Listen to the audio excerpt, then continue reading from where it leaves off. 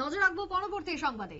বিলোনিয়ায় গতকালকে বাবুল মিয়ার হত্যা এবং যে খবর নিউজ ভ্যানগার্ড সম্প্রচার করেছিল, চোর সন্দেহে বাবুল মিয়াকে পিটিয়ে হত্যা করা হয়। এবার সেই ঘটনায় নিউজ ভ্যানগার্ডের খবরের জেরে নড়ে চড়ে বসলো প্রশাসন। অবশেষে 9 জন গ্রেপ্তার হয়েছে ঘটনায়, কিন্তু 9 জন গ্রেপ্তার হলেও 3 জনকে বেকসুর খালাস করে দেওয়া হলো, ছেড়ে দেওয়া হলো থানা থেকে। কিন্তু কেন?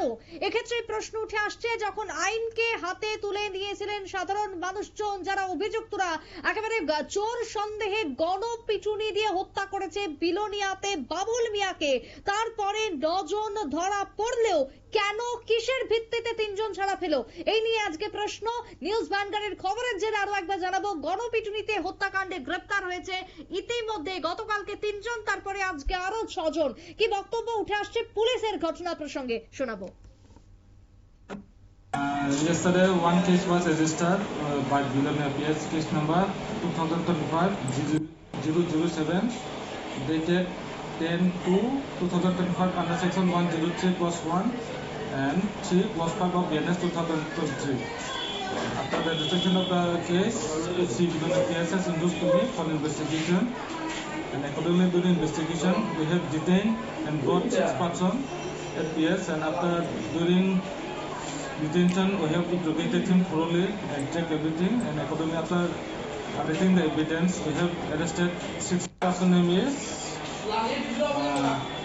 Abul Hussain, Utpal De, Akash Das, Sanjay Tiwari, Shiv Shankar and Mustafa Ali. বাড়ি কোন জায়গাতে তাদের 6 জনের? 6 জনের Assam and 2 persons from Bilonia. Sir, যে 6 জন পাশাপাশি আরো 3 জনকে গতকালকে ডিটেইন করা হয়েছিল, মানে নিয়ে আসা হয়েছিল জিজ্ঞাসাবাদের জন্য, মানে তারা 3 জন কে ছিল জিজ্ঞাসাবাদের জন্য তাদেরকে নিয়ে এসেছিল? Still investigation going on. Investigation is just only started. Their name will be revealed and evidence is collected as per the law will be taken. মানে টোটাল কি আপনার 9 জনকে এনেছিলেন থানাতে জিজ্ঞাসাবাদের জন্য? জিজ্ঞাসাবাদ total yes 9 persons was brought. 6 জনের বিরুদ্ধে মামলা হয়েছে আর 3 not FIR against unknown person, and after interrogation but after collecting evidence 6 persons were arrested. আপনারা শুনলেন যে বক্তব্য উঠে আসছে পুলিশের। টেলিফোন লাইনে রয়েছেন প্রতিনিধি বিশ্বজিৎ দাস। বিশ্বজিৎ, বিলোনিয়ার ঘটনায় এখনো পর্যন্ত 9 জন গ্রেপ্তার, তার মধ্যে আবার 3 জন ছাড়া পেয়ে গেল, কেন? এখনো পর্যন্ত কি জানতে পারছো? যাদেরকে গ্রেপ্তার করা হলো তাদের ছাড়া হলো কেন?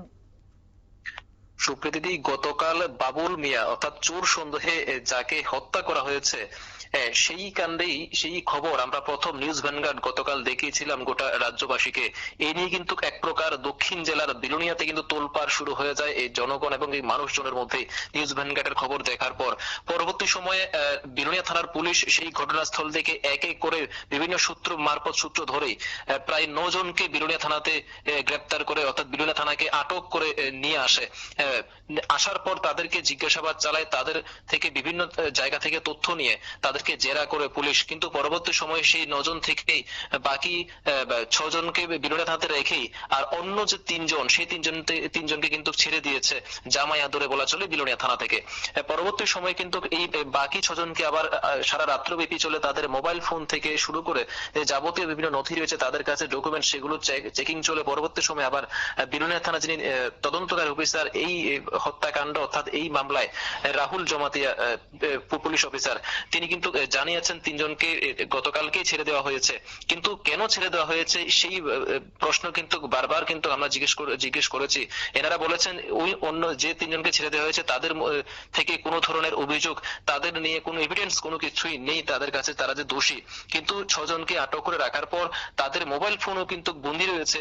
কিভাবে সেই যাকে চোর বলে আখ্যায়িত করা হয়েছে, যাকে মার্ডার করা হয়েছে, এবং কি তাকে কিভাবে মৃত্যু দেওয়া হয়েছে, তাকে কিভাবে মেরেছে, সেই ফুটেজ কিন্তু একেবারে ভিডিও ক্লিপে রয়েছে, যেটা আমরা নিজেরাই দেখেছি।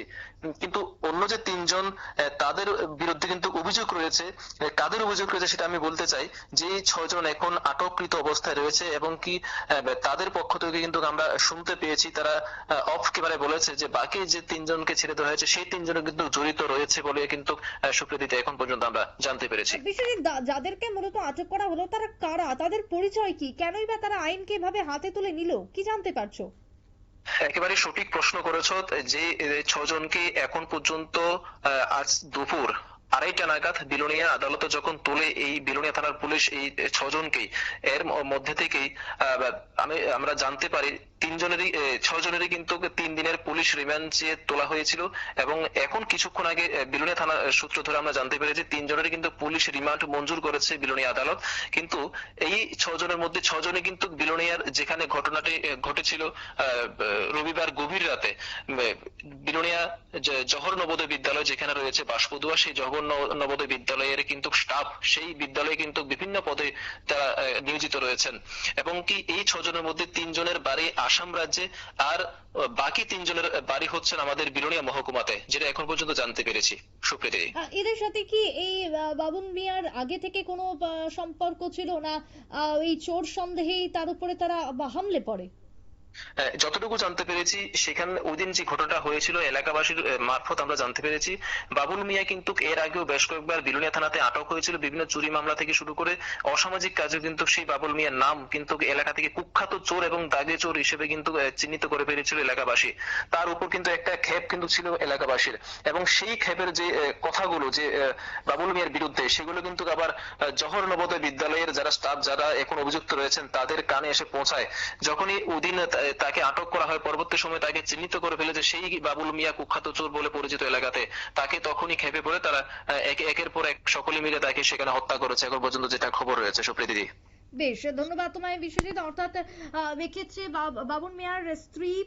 বাবুল মিয়ার স্ত্রী ইতিমধ্যে গণহত্যা বা গণপিটুনিতে হত্যা হয়েছে তার স্বামী, এই অভিযোগ মূলে একটি মামলা পর্যন্ত দায়ের করেছে। কিন্তু তারপরও কিসের ভিত্তিতে 3 জনকে ছেড়ে দেওয়া হলো? 6 জন, টোটাল 9 জন ইতিমধ্যে আটক হয়েছে ঘটনায়, কিন্তু তারপরও 3 জন ছাড়া পেল কিসের ভিত্তিতে? কোথায় এখানে তাহলে গাফিলতি রয়েছে, নাকি এর ভেতরেও কোনো রহস্য লুকিয়ে রয়েছে? একাধিক প্রশ্ন কাজে উঠে আসছে, কাজেই যার ফলে চাঞ্চল্য আরো বাড়ছে, রহস্য আরো ঘনীভূত হচ্ছে।